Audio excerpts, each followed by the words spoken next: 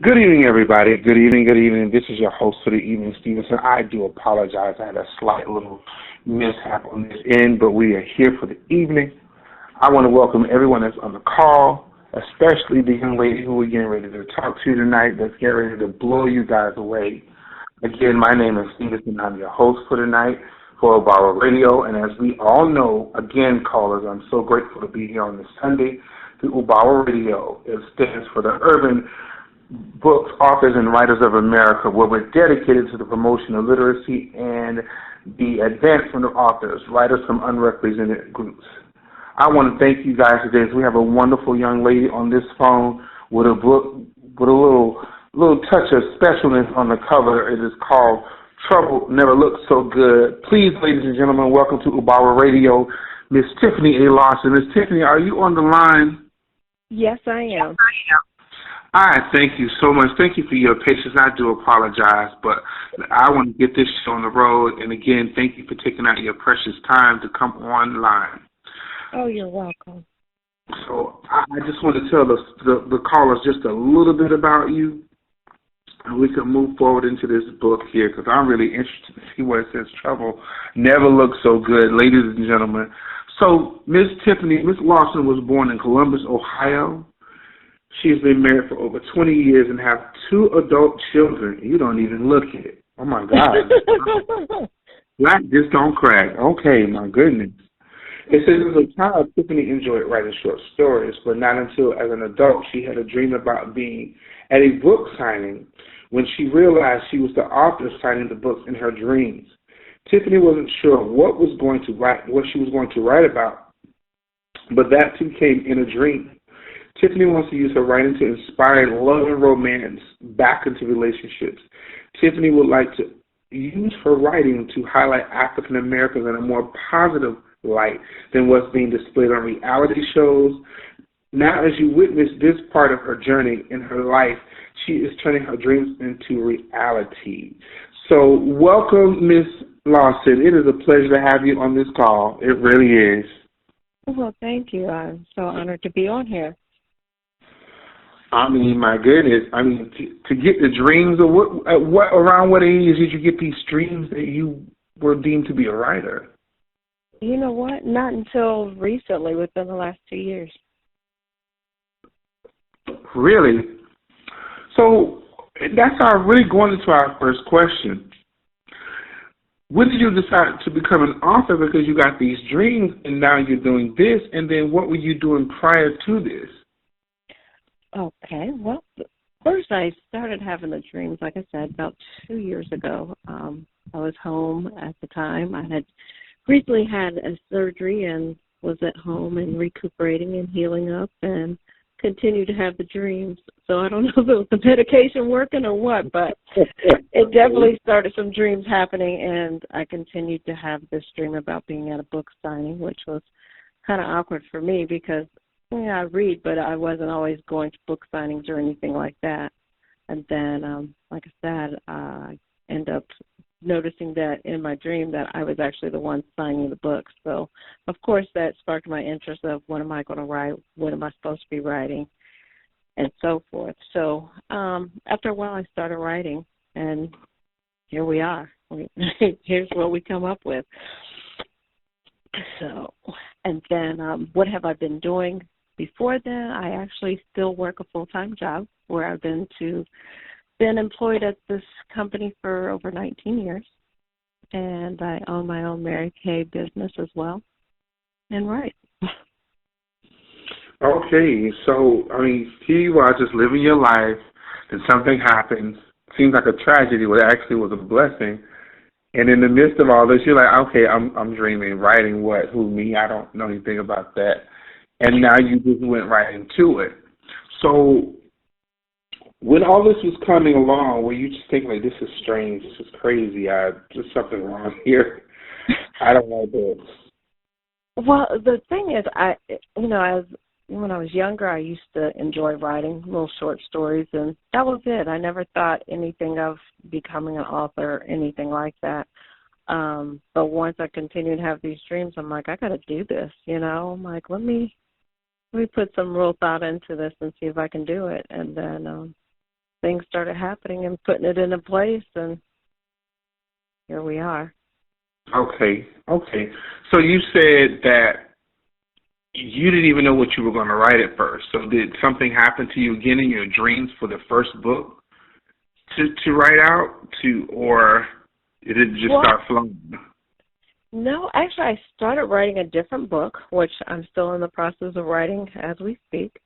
And I was online one day and decided, hey, I seen somebody had aspiring authors here, fill out some information and send us some, 3 chapters of a story, pretty much, and see if they were interested. Well, they were interested. Make a long story short, we couldn't agree on certain things through the contract, so I decided to do it on my own. And sometimes that's the best way. It's just really interesting how you and other authors that I've talked to, how they started writing their books and how it came about, and then yours came in such a way that's like, oh my gosh, okay, well, I guess I'll be a writer now. And then you working on your first book, your second book. What were the decisions in writing these books as you continue to release these books? Well, once you get reading them, you'll see that, especially like in Trouble Never Looks So Good, Tamara, the main character, she's a successful young lady. Even though she's 24 years old, she's got a lot accomplished in those years, and she wanted to have her own business. So even with her, she had her own business and started doing these things, but she would also help other women to follow their dreams and encourage them to do what she was doing. And so I used my writing to do a lot of encouraging other people to do that. With Tamara, she had relationships with people, but nothing serious. She wanted a good man to enjoy life with. And, of course, she eventually meets him, and, they end up, following their dreams together. But, that's... okay, this is the book that we're going to discuss tonight about Trouble Never Looks So Good. The young lady character is Tamara. Mm-hmm. So this is your second book? This is the first one I've published and released. Okay. The other one, I haven't released it yet. But this book it was going to be a one and done, but then I had like a group of readers that were reading it, and I had 3 different endings. So they decided to go with the cliffhanger and was like, no, let's make this into a series. So I have a few more books to follow up after Trouble Never Looks So Good. Okay, so I need the juicy stuff, Miss Tamara. We are not going to skim the surface because when I look at the cover, we're skim the surface, people. We're going to go deeper into this. We're going to go all the way down 48 meters down there where the sharks are at. That's all right. Go ahead. When I look at the cover, the cover is showing something totally different than what you're saying. And I know you know your story because you wrote it. Mm-hmm. Give us just a little bit more about this book because, I love it because you are speaking positive into our African-American community. I think that's great. But you just got to give me more on this book. Because but it's also, you've got love, you've got romance. If you look at the cover, there's Tamara. In the background, if you really look at the background, you see Trouble's body behind him. You don't see his face, but you see his body. Then you see the city and everything. So Tamara, like I said, she's this young lady. She's intelligent. She's attractive. She's, living out her childhood dream as a successful owner of her own boutique. Okay. Which is Dream Designs. And at the time, she was single, no kids, and she was just living life. But she was looking for a good man and was having a problem finding a good man because most of the men that were approaching her just wasn't up to par of what she was looking for in a man. She had a role model, her father, who was a judge who's, well put together man and showed her what love really is. And then when she would meet other people, they weren't really, showing love or knowing how to give love. So That's what it is. Okay, I see the twist now. She had a positive male role model. Her father, a judge, an upstanding man in the community, giving her what true love is, and then she goes into this world of who knows what and compares the men she meets to her father. I'm just guessing. well, and I don't want to tell women do. everything. So you know what? A lot of women do that. They might compare if they have one that in their lives or whatever, but they might look up to certain men and say, hey, I want this type of man in my life. Especially if they're a good role model and example of how a man should treat a woman. And then, of course, like I said, she meets Stefan, or Trouble is what his name is, Trouble Williams. Wait a minute, that's this young man. Are you trying to tell me something? Well, everybody has, some people have nicknames or whatever. That was just his nickname, So, okay. yeah, we played a little bit with it with the title, Trouble Never Looked So Good. Okay, we're starting to open this door a little bit more. I have another question. I have to stop on this one right here. We're getting there. So with this young lady here, I mean, when you look at the cover again, which we'll get to later as to who created it, it's showing like this half-naked African-American man, this beautiful African-American woman, and she's, from what you're telling me, she's basing it off of her way her father raised her versus this beautiful flesh that's in front of her that means her no good, but it has all the looks that goes along with it, but not the skills or not what her father really telling her. Well, not necessarily. That's why you got to read it to find out, because you gotta make me pull out my credit card. He may become the man that she's been wanting for, because she's definitely prayed and was specific in how she was praying of what type of man she wanted. So okay. So is this book in any way, if you're silent, then I'll have an answer. If you speak, then I'm still going to have an answer. So is this book in any way detailing an inkling, a smidgen, a tinge of your life at all? Of mine? I won't say necessarily of mine. This has maybe some other people, that I have in there, some things in their life that have happened. But there's twists and turns in there, and a lot of it's imagination and things like that. So, yeah, at 24, I wasn't owning up my own boutique or anything like that. So, okay. No. Pretty much this is, letting your mind wander and creating a story that some people can relate to, like the gentleman, Stefan. He's from New York. He comes from a different background than her, so he didn't have that type of family growing up that she did.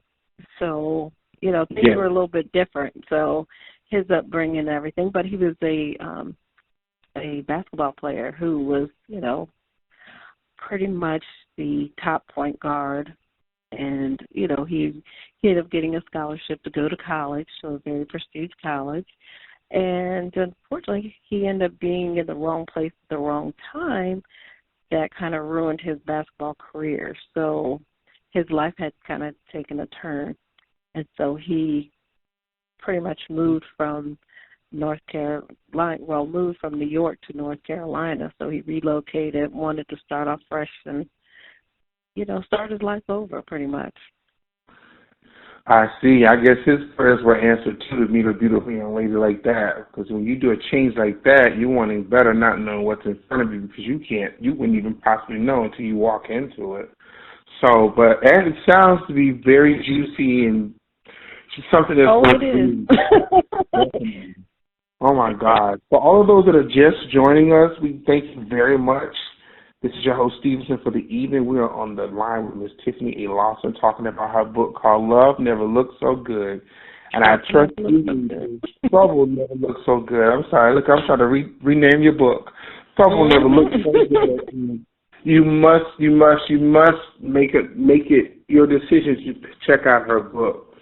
So now that you've gotten these dreams, you're out of the surgery, the books are flowing like water. At what point in your life did you start taking it really serious? Was it from that point on, or later on as you're writing your books? As I was writing my book, I took it very seriously. You know, when I made the decision to write it, I thought, you know what, I'm going to do this and learn a lot during, you know, in the process, because this was new for me. This was pretty much a challenge for me to do something out of the norm, and not really having people around me that, you know, really knew what all this was going to take.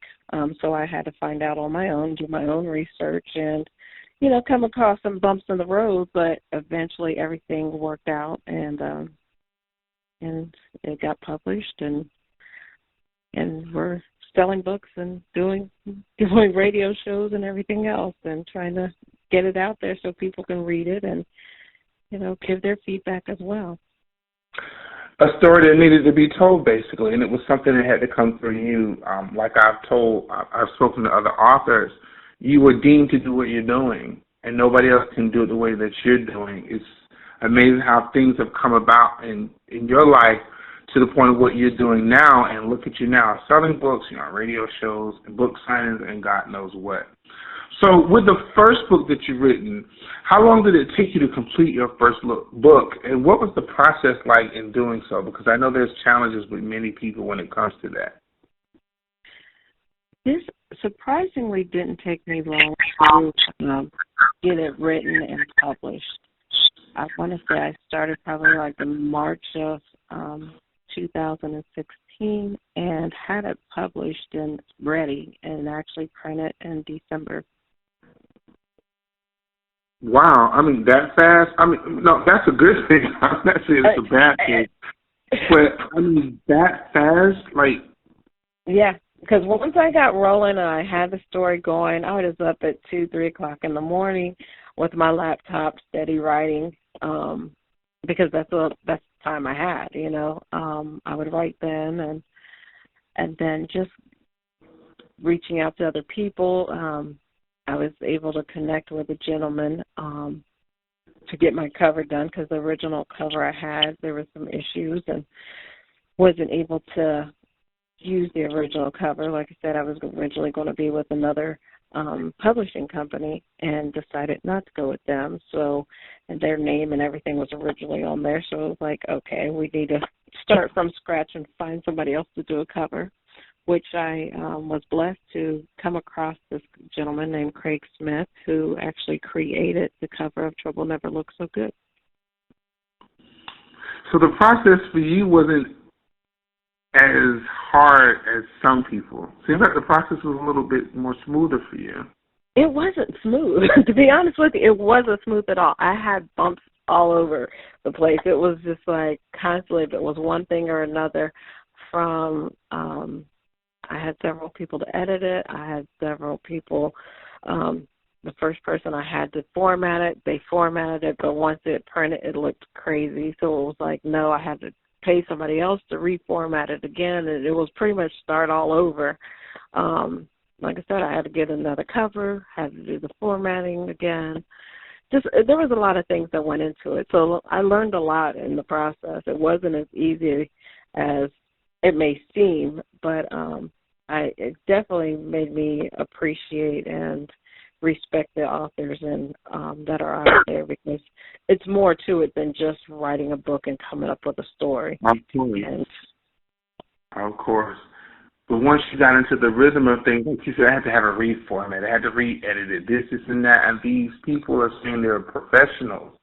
And then you get your work back, and you're like, what is this? A third grader did this or something. You want to tell your child in the house to do it or something, because this is all wrong. And now you be a novice, a new writer. It's like, this could not be right. This looks crazy. Right. And it was. Look, you have no idea. It was like, oh, my God. Like, you know, because some people, even when I was doing different things to get items out there, that, you know, I was promoting my book, so I was wanting certain things created. And, you know, my first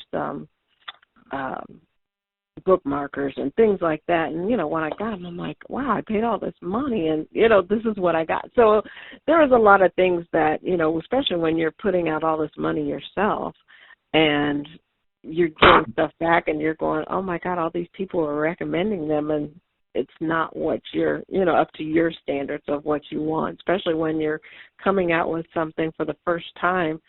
You want to come out with a bang. You're like, okay, I want to have it this way. And, things don't always happen that way. So, but we survived. We made it through. Yeah, you survived. I mean, it's like, okay, let me get off this emotional roller coaster. And it's also you. Because it's emotional because it's your baby. It's like you're telling them, feed my baby this milk. And they go ahead and get cow's milk. What are you doing? She's 3 months. You're trying to kill my child, aren't you? So that's your baby. You handed it over. And again, somebody took care of the baby and gave it the wrong formula. Now I got to find adoption how to retreat my child and get her back on track. Doesn't it feel like that? That's like a child. It is. It really is. It's your baby. And then, and I know a lot of people go, oh, my God, why didn't this or why didn't that? And it's easier to say it when you're not the one doing it. And then especially when you're doing everything, when you're doing the promoting, the advertising. I mean, we even did videos on this. I had several book trailers that were done. One was actually, we had actors and actresses actually performing out things, so it was a lot of things that we put out there that I didn't see other authors doing, or if they were, I just, hadn't come across them, but that we wanted to put out there to be different, just so people would notice the book and say, hey, let me read that. Let me see what this is about. And, and this also, this isn't just about love and romance either. There's also, they go through different things that happen to people every day in life. They have ups and downs, but it's just how they get through them together that I want to get across to people too. And I believe that you have, and you took it beyond for you to write your first several books. I mean, trailers and all these other things. Most authors don't do that, and you've done that. And I can only imagine the attention you've garnered from that alone. So with all that being said, you've gotten off that roller coaster, thank goodness. Now let me walk forward. What are some of the most rewarding things about writing your books and being an author? I would say the most rewarding thing is, one, just getting the book done and having it delivered and you seeing your work in its final stage. You put in all this work and now you see your name actually on the cover. You're going, oh, wow. That accomplishment is huge, and it's amazing. And then to be able to hear other people read it and say, oh, my God, I loved it, or I wasn't sure if I was going to like it and I couldn't put it down, or people are saying it's a page turner, oh, my gosh, or, they're like, when's the next book coming out? I get that a lot, and that inspires me because I'm going, okay, they liked it, they loved it, and that's what gets me. I love to have the people the readers that enjoyed it and they're saying they want more, and can't wait. So, and that's what's motivated me to write the second book now. Isn't that a beautiful, feeling? Mm-hmm. Oh, absolutely. I'm sorry, excuse me. To know that people actually liked it, you probably stewed and brewed over it, prayed over it, cried over it, making sure everything's right. And then you're getting this feedback from people going, I'm looking forward to you to write in the next book. You're like, oh my gosh, you really like that? Yes. Because you're showing things and showing this to people that need to know and understand and can relate to it. And then I understand by being a new author, it's like being on a new job. You went through the process, you went through the management, you went through the hiring process, you finally get in the space that you're in, like hoping to prove myself to all these other people. And you have done that. Like you said, my reward, you said your reward was getting it done. And then hearing people say, I love it, I like it. Now you're garnering attention with your, book signings and everything. So it makes you go, it was well worth it. All of that I went through. I wouldn't want to go through that again. Right, exactly. Exactly. Hopefully, going forward, I've learned a lot and I have better connections and things like that. So hopefully the second book will be a little more smoother, but definitely was well worth it. Yes, yes. Now we know that some of our other callers, and I'm asking you this: was there ever a time you wanted to give up, call it quits? I'm done. Throw this book in the trash. I'm just going back to my regular life. Was there ever a time that you wanted to give up? No. No. Please explain to the audience. When I put my mind to something, I don't stop. That's just me. Once I made my decision I was going to do it, I was going to do it until it was completed and done. And so there was nothing, not that I'm looking for something, like I've never had a caller say no. Oh yes, the children, the babies, the snake products on the yard, lights was cut off, tire blown out, I was fighting my husband, all that good stuff, I'm sick of this. You said no. No, this was probably the best thing for me, and for my husband, because, even at the time when I was writing this, like I said, I was going through some medical issues. So we were having our ups and downs. And once I started writing this book, and even he would read it, and he's like, wow, So it brought a lot of things back for us too. Even some of the, sex scenes that are in here, different things that, spark relationships and keep relationships going. So. Okay. So tell the audience just a little bit, because you can have some new authors on here. What did you do to keep focused to not give up? Because you said you're not a quitter, I can tell that. No, I'm not a quitter. I'm going to tell you, I am a very motivated person, self-motivated person, but I'm a fighter. So my thing is, and that's even literally, I've done boxing and different things. So that's just who I am. Hold on. You did what, boxing? Oh yeah, I used to do boxing and stuff. In the ring, boxing, fighting men and women in there, busting them in the nose, knocking teeth out, boxing. Good. Hey, that is a good stress reliever, believe it or not. But that is the best workout I ever done in my life, was actually boxing. Wow. And I had a great trainer who is a professional boxer, Michael Clark. I would go work out and have a good time doing it, and it was. You had a solution. Here, audience, she had a solution in not giving up. She did something to relieve the stress and know that if I can do this, then I can finish this book. Nothing can defeat you, pretty much. You're a strong woman. I can tell already. Oh, definitely. Like I'm going to tell you, even when I was having my medical issue, I had a tumor. I had a 15-pound tumor. So, and by the grace of God, it wasn't cancerous. So, once I conquered all that, then nothing's going to stop. Nothing can stop you now. If that couldn't knock you down, nothing can knock you down. I have a purpose greater than what I was doing, even after something. And sometimes, God forbid, it takes situations like that where people say, I have a life worth living, and something bigger than me, and something bigger that I must accomplish. And you got yours in the midst of your situation. That's just so mind-blowing. Just how things occur and happen. Wow. Mm-hmm. So now that you have these amazing books, you put in so much time and energy, money, putting videos together and all that, it's out there. But how do you handle the business side of things? How do I handle the business side? Yes. You just handle. I guess I'm used to, because of the position and things I hold in the real world, I should say. My everyday life is business, so I'm always looking at contracts. I'm always doing certain things. So that part of it, it doesn't bother me. It's just, I guess that part comes naturally too. So, not telling us where you work, what is it that you do? I am a systems control analyst. I actually create bill pay service for online banks across the United States. That's why your mind is so focused. It's in a technical and mechanical way that you already know to put structure in this in place and that in place, and that's why. And you can help people like me and many others are here. That could be a class for you to teach people how do you stay focused on doing this, and you already have it. It's innate.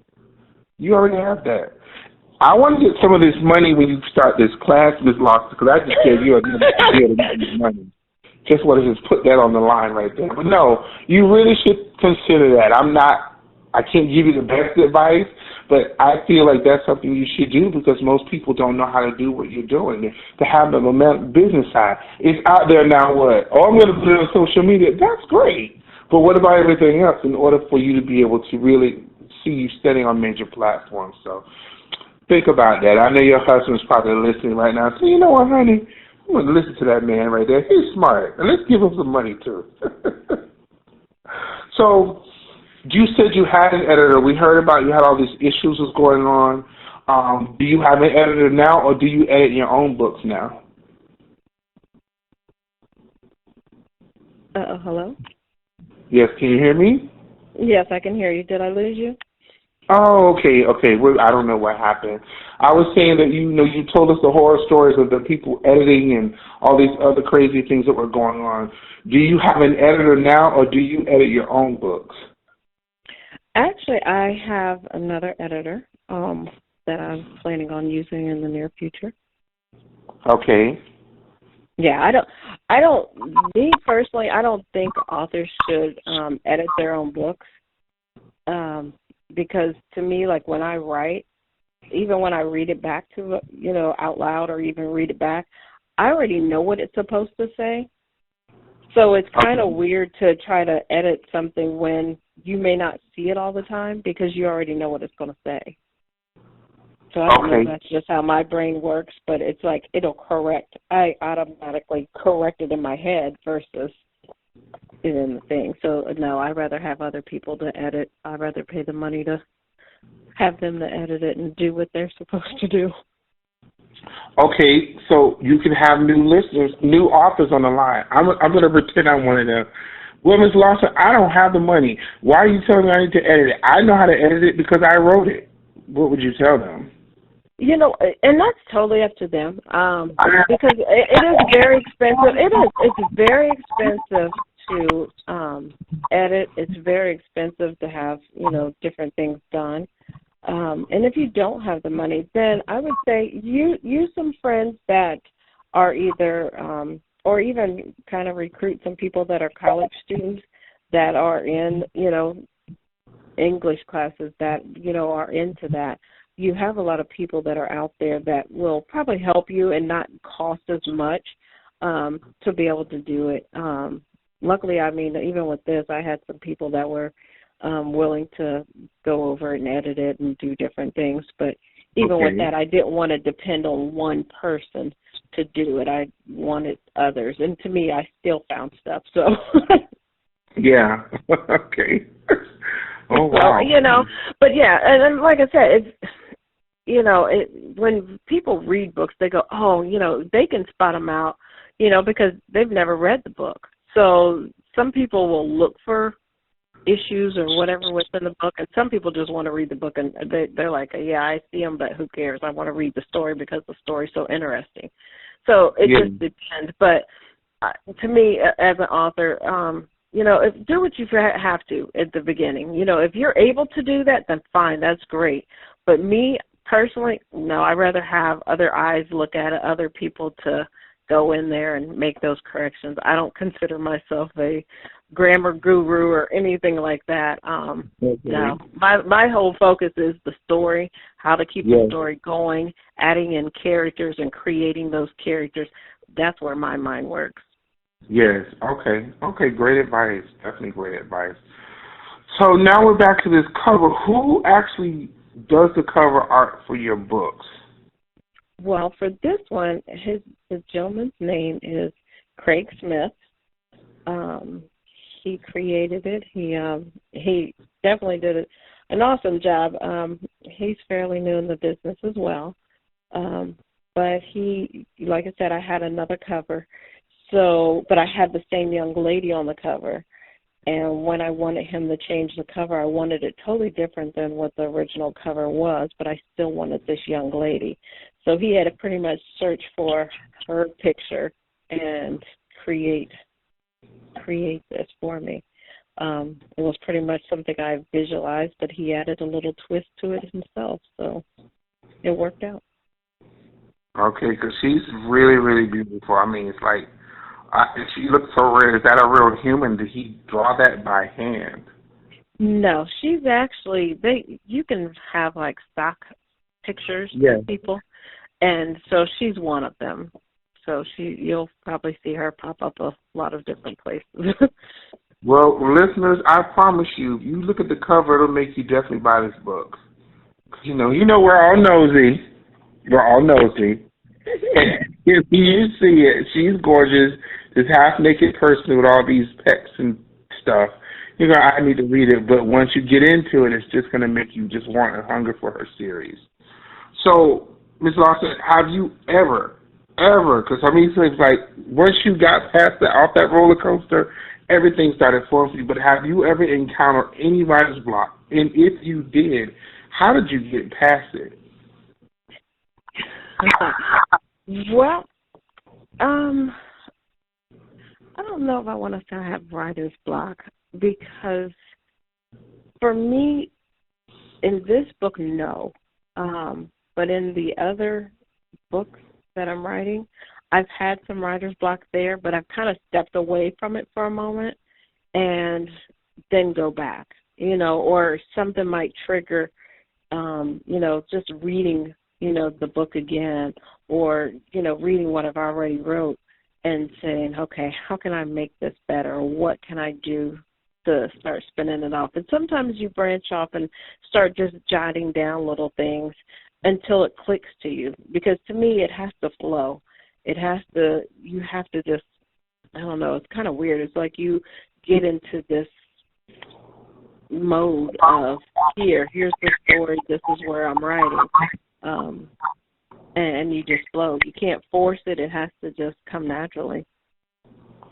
Okay, so this is something that you're creating as you go, or is it just flowing and then something all of a sudden happens where it stops, or is it something you're just creating on your own?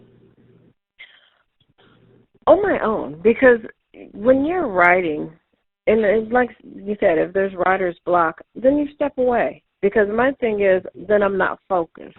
If I'm not focused, then I'm not going to be able to write it the way I want to write it. So I step away from it, whether I do it a day or two, and come back to it, read back over what I've already written, and try it again, and go from there. And some people do have writer's block, and they, just can't get back into it. But, sometimes you have to just step away for a moment, or find other things that will spark you. Everybody's different. Every writer's different. It is. That's true. I mean, that's great advice, because some people get stuck and they cry and give up and walk away. Like you said, just leave it alone. It'll come back to you. Maybe there's a situation, something going on that's causing for you to have a mental shutdown, and then nothing happens for a while. But you said, I leave, I come back, it flows again. So that segues into my next question. How often do you write now? Now it depends. Because some nights I get up and I write probably for about an hour or two. It depends. And then there's other times that I won't touch it for a whole week and then come back and start writing again. So right now it's not as much as when I did Trouble Never Looked So Good, because then I think I was more, I've got to get this done, and I want to get it done by the end of the year. And that was constantly on my mind. And then I would think of characters all the time, and I would jot them down, like even wherever I was. I could be out to dinner, and you'd see me pulling out either my phone or a notepad, and I'm jotting down like, oh, man, let me write this character down. Something might pop up in your head. You even, like, if you people watch, you might see somebody and go, oh, wow, I can make a character out of that person. You might not even, it might have been just something that captured your eye about that person, or something they said, and it's like, hey, I could throw that in my story, and yes. And go from there. Well, your writing gene is kicked in now. Since you're heightened when it comes to the words and the linguistics, you're now like, wherever you go is a story. Everything's a story now. It could be a bird flying by you. I'm going to create something out of that because it's kicked in now. It just needed to be jolted And now look at you everywhere you go, and my goodness, that's actually really good. But you tapped into it, and that's why you love it. It's just in your blood now. It's like you have to keep going. You have to think of it as a really healthy disease, not a bad disease. If there's such a thing as a healthy disease. Well, you know what, and you know what, some people will tell you it's therapy when you start writing certain things, or you know, whether you're writing a true story or you're creating these characters, and maybe you might be adding some truth in there, but then you're putting spins in there just to make it interesting.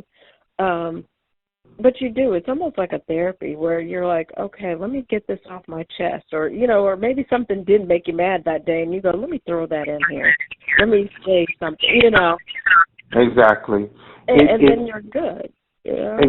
Exactly. You're an author. You're a writer. That goes for anybody that's in the arts. Beauty is all around us. And whenever we see something that's inspiring us, we're going to constantly write it down, whether it's music or whatnot. And that's what, like you said, putting it in your phone or jotting it down from pen to paper is a beautiful thing to always have, because you never know when it's going to kick in. Mm-hmm. So my next question to you is, tell us all about your last book signing. Like, what was it like? What was the experience? Because I know you had the dreams. Did that dream come true yet about you doing this book signing? Pretty much. Pretty much. I mean, overall, the whole thing was that I was actually signing a book. So, yes, that has come true. I was just recently at a book signing at Gramercy Books in Bexley, Ohio. And it was really neat. It was a nice thing. They did a locals author event, so there was numerous authors there. So I got a chance to meet other people that are within our community that are doing the same thing, you know. And so it made it nice to, you know, reach out to them, network with them, and find out what happened with them writing their books.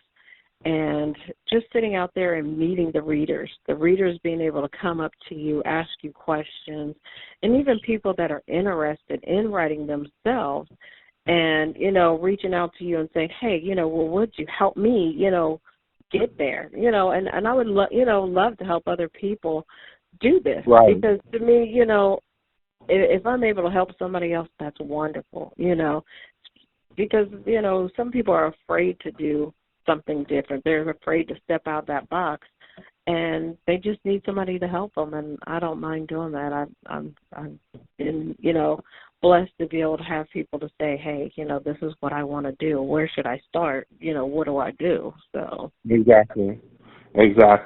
So some people, majority of people came to support you in different ways, to buy your books and to get advice from you. So once you had people coming up to you saying, can you help me? Can you help me? Have you started anything as far as a workshop, or plan on creating workshops to help people really to write and get out there? Right now I've been just doing one-on-one type deals, but I am thinking about doing some type of workshop. Once I get, you know, really my feet wet and helping other people and, you know, really seeing what their needs are.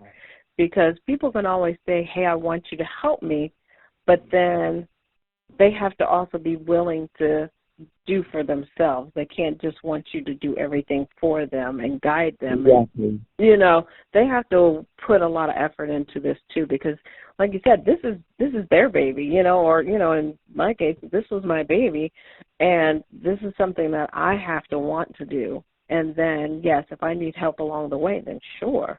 But, you know, it depends on each person, you know, what they're really looking for in the help they're asking for. Well, you've already, like you said, it's on you. It's on the individual. I can show you. I can give you the techniques. I can tell you my story, but at the end of the day, are you ready for this? Because it's more than just typing. It's more than just getting it published. You have to do the work. And that's where some people don't go forward because of fear. Because everything we need is on the other side of fear. Everything. Mm-hmm. And the thing is, you have to believe in yourself. Out of all things, you have to believe in yourself. You have to believe in your writing, and make it happen.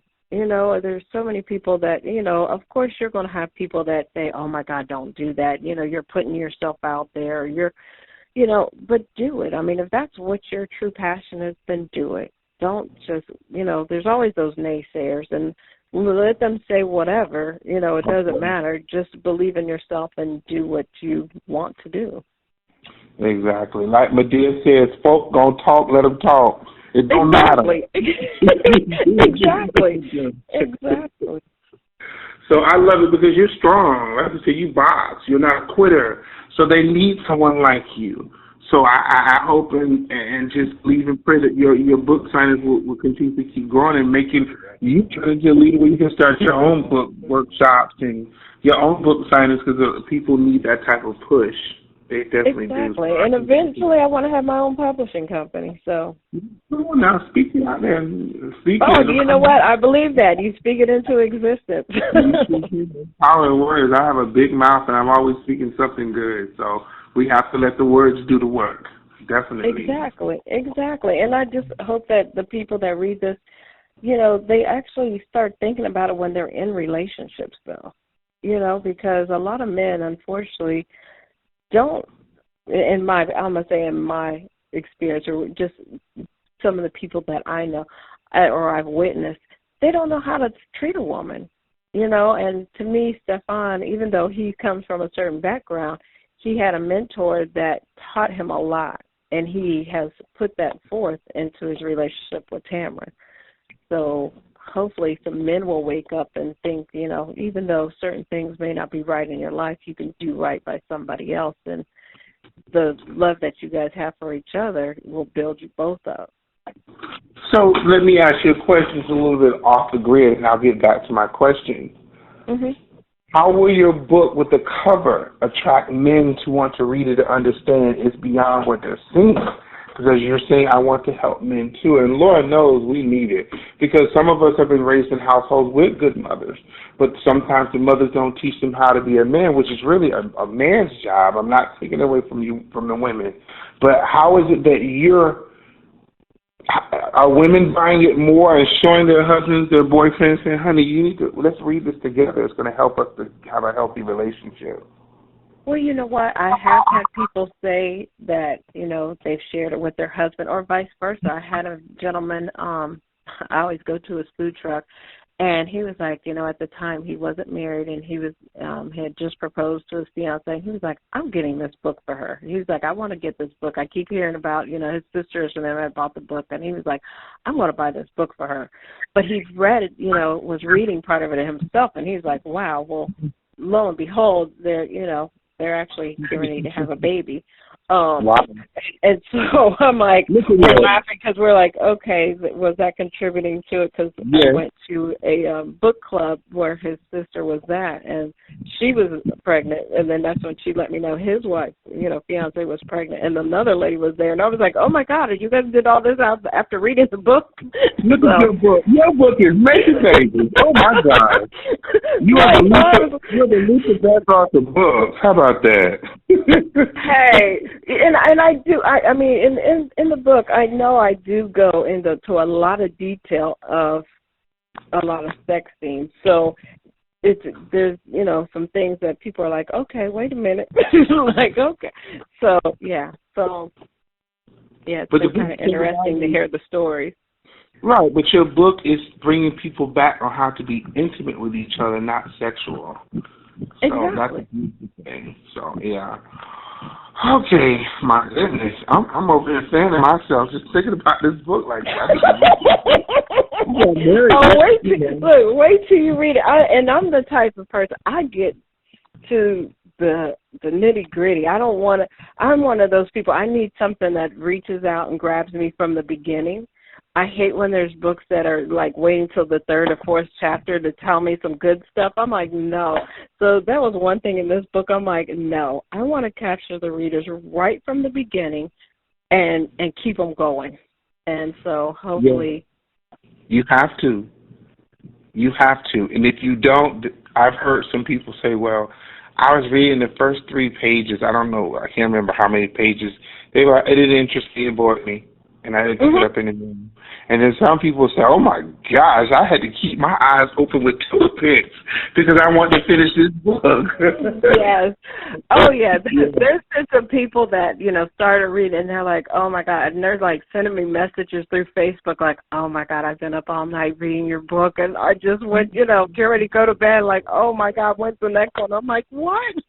And I'm looking. It's like 2, 3 o'clock in the morning. They're sending messages, so it's pretty fun to hear and see the different things that they're like, "Oh my God, I couldn't put it down." Like, okay, what's next? What's going to happen with them? And So you're in there. You've already secured your audience, so it's a beautiful thing. So, but moving forward, because we'll talk about that all night.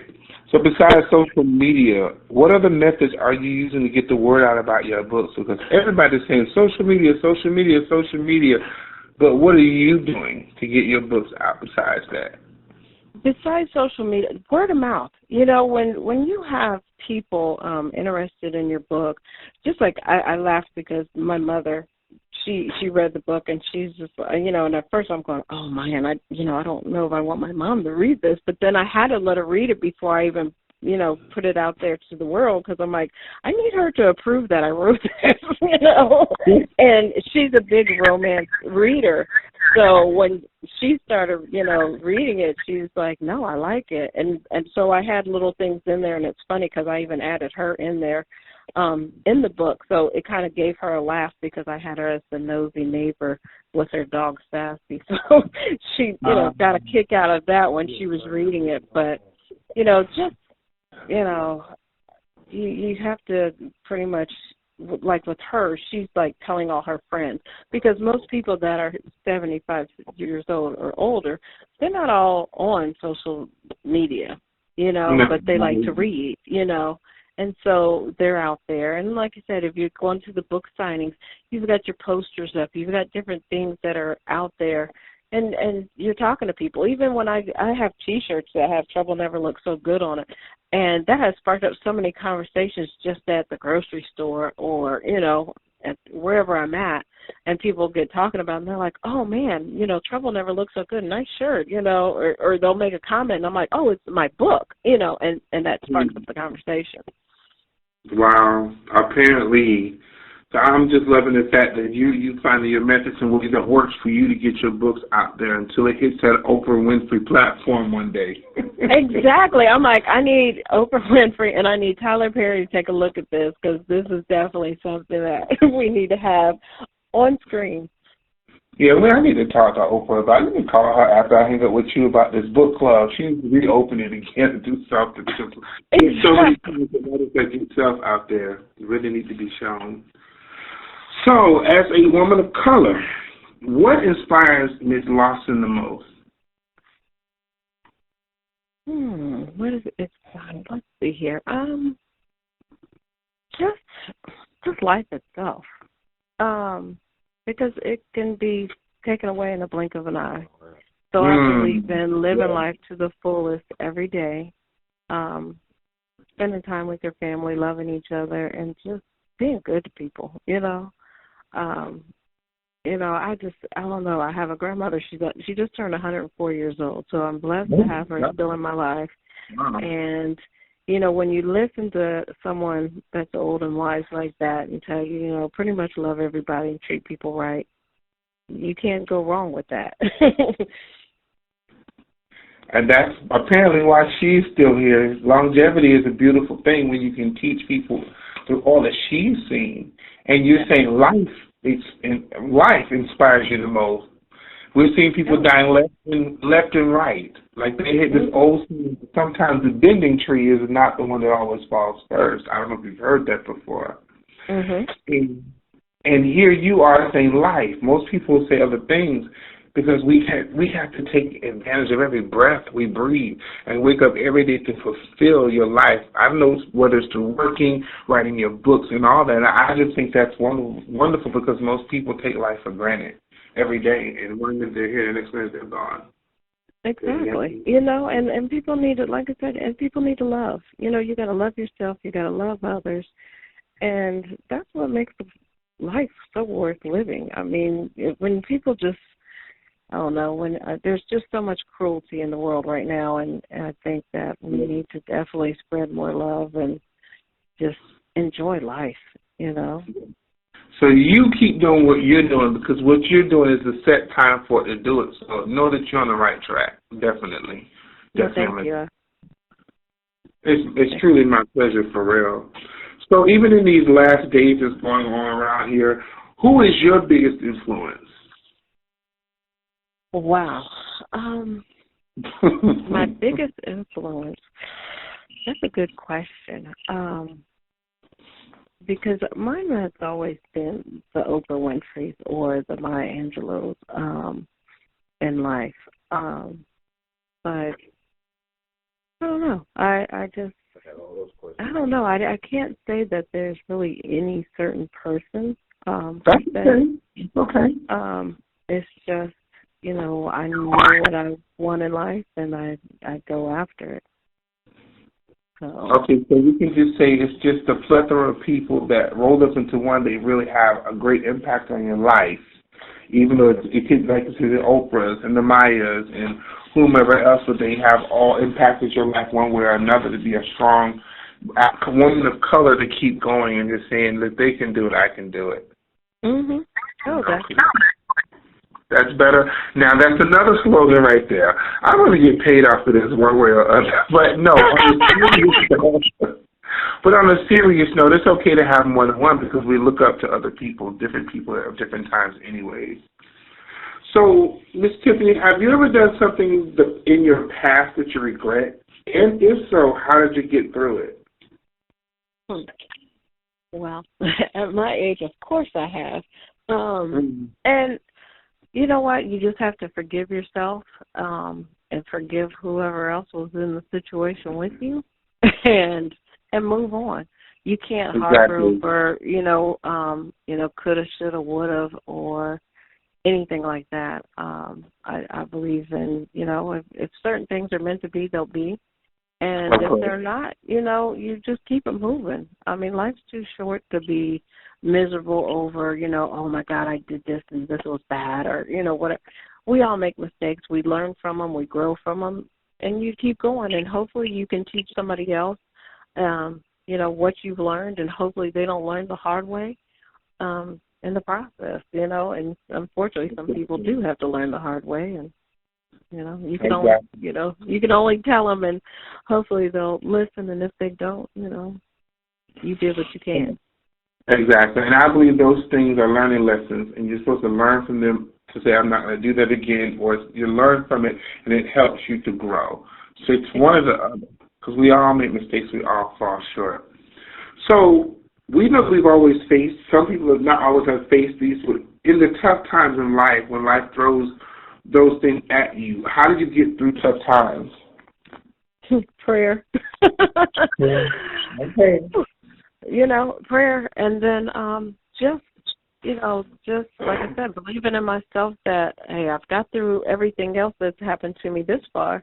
I'm going to get through whatever else is going to happen. Exactly. Okay, now, short, simple, sweet, to the point, because you know what works for you. Mm-hmm.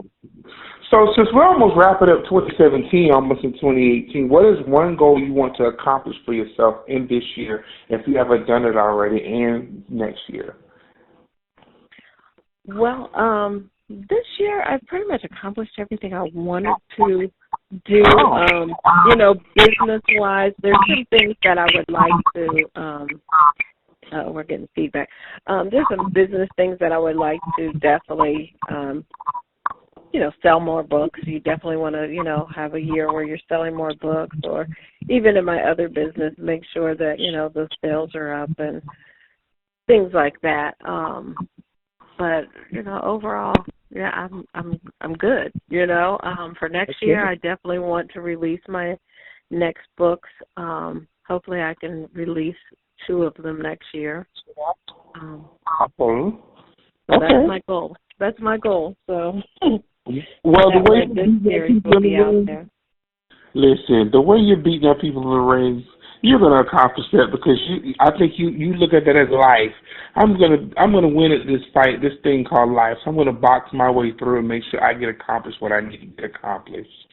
And that's what you've been doing. You've been taking your philosophies and the way you think and the way you do things, and you're making it happen because you know at the end of the day it has to be done. I have to do it. It was put on me to finish it, to complete this work. Oh, yeah, because nobody's going to do it for you, and nobody's going to believe in you more than you. Of course not. Of course not. And I'm sorry, go ahead. Well, and you have to promote yourself. You have to promote your own things. If you want it to be successful, you have to put it out there. You have to work hard at it. And, even though there's days that you're like, oh, my God, I'm doing this myself, nobody's helping me or whatever, you got to just keep on doing it. Even if you get tired or whatever, you still got to get it out there. You still got to make it happen. Yeah, exactly. So with all that being said, we're almost to the end. I have one more question for you. So what do you have planned next? Well, I have Well Worth the Trouble. That I hope that and Trouble. Both of those will be released. I'm aiming for 2018. And then I will start another series, which was my original book that I started writing, which is called Atlantis, where it's dealing with a woman that was involved with a man that was a narcissistic sociopath. Oh, my gosh. Oh, yeah. You almost made me drop my phone. And the crazy part is she didn't realize it when she was involved with this man that he was like that. He was charming. He was, all these things. Narcissists are. They're very charming. Right, and he portrays his way, himself a certain way in the public, but then behind closed doors he's something else. So, so that one's interesting. That one, like I said, that was my first one, and so after doing research on that and narcissism and reading about different things and kind of creating that character, and since that one's going to be a series, coming up with the different titles and ideas of how you want each book to be and to play out. That's been. Oh my God! You might look for some feathers with that one, but trust me, it'll definitely be well worth it to open up the eyes of these women and help the men that are dealing with those types of diseases. I'm going to say disease that they're dealing with to help them. Yeah, I mean, or at least wake them up to, because unfortunately narcissistic people don't really look at themselves and, say that it's them. It's everybody else's problem or their fault why everything is the way that it is. But it's been interesting researching that and creating that character, Sebastian, for that character. And just how all these other characters are falling into place and becoming really his victims. Little did they know they're victims of him. It's like a black widow. It entices you and just traps you in, but at the end of the day, you have to be mindful. I hate to end this conversation, but we have come to the end of another hour, an amazing hour of power with Mrs. Tiffany Lawson, the authoress of Trouble Never Looked So Good. But I want you, Ms. Tiffany, to tell the readers how they can contact you, how they can reach you, how they can find you. They can find me online on Facebook. You can find me under author Tiffany A. Lawson. You can also come to my website, www.authortiffanyalawson.com. I'm on Twitter. I'm on Instagram. I'm a little bit of everywhere. My book can be purchased at Amazon.com. It can be found on Barnes & Nobles, Gramercy Books, a little bit everywhere. So just check out Trouble Never Looks So Good. Okay, ladies and gentlemen, you've heard it here, right here on Obaba Radio. Once again, as I'm relaxing, I'm your host, Stevenson, for the night. I want to thank each and every one of you. Thank you, Ms. Lawson, again, for taking out your time to really tell us what's really going on in your life and the wonderful books that you're writing. As I always say, you guys, next week, same time, same place. You guys have a blessed evening and a blessed week. We love you all and have a great night. Thank you, Stephen. Have a good You're night. welcome. You too. Bye. Bye.